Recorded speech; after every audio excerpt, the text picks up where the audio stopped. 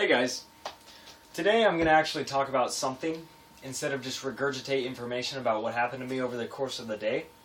So hopefully that'll be something different, and hopefully it'll be something that you enjoy.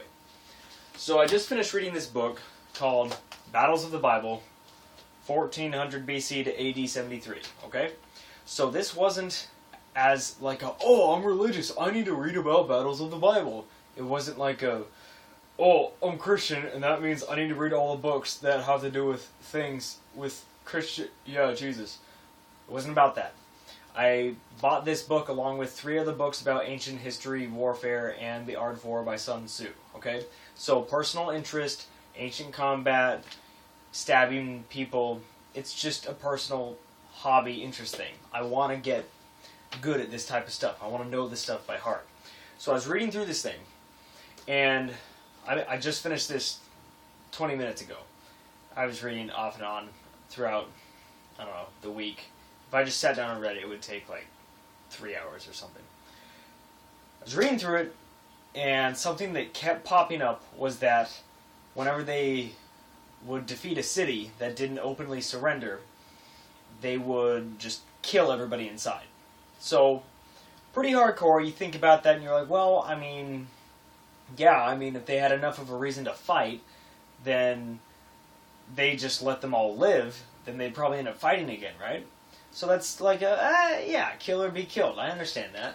But then that leads me to think, it's like, how would you stop having that much open conflict? How would you end that cycle of, oh, you killed my cousin's city, so I'm going to attack your city and then come back to my city, then you attack my city, blah, blah, blah, all this fighting. And it turns out, like, just from me thinking about it, it's like the only real way that you could completely end that, like completely end a culture that always has conflicting interests with your culture, is genocide. It's just flat out killing everybody there so that just nobody even argues anymore. But that's terrible. Why would you do that? And so that it's making me think. I'm sitting here and I'm thinking, I'm like, well, what would be, not which would be better, but which would be less bad? Would be genocide for like one entire generation and then just boom, no more Assyrian culture ever. Or people killing each other back and forth over the course of, 7,000 years. Like, which one's better? Which one's worse? Would it be better to just flat out kill like 2 million people if that meant that the like 10 million people in the future that would all end up dying in battle with each other, that meant that they would all live? Or would it offset? And so that's just a weird, like, oh, I don't like it. That's just a weird question that I got there. But the other thing was about how the Romans would put everybody else underneath their control. So they would like walk in, shoot a bunch of people with arrows and stab a bunch of dudes with swords, hang all the big important people, and then be like, yo, we're Roman, we're going to let you hang out, but you got to give us money. Alright? Cool. And then they just like kind of scoot out of the way and like let them practice their own religious practices, but also be like, oh yeah, we also got all our Hellenistic gods too. That's cool.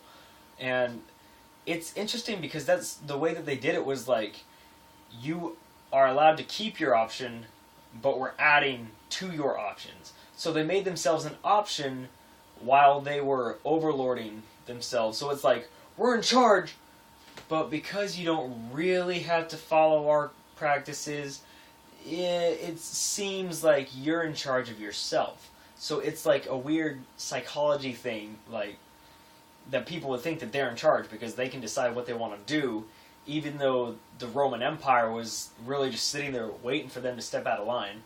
And that's another thing that happened, is that the Jews were like, some people tried to enforce a bunch of Hellenistic customs, and then the Jews just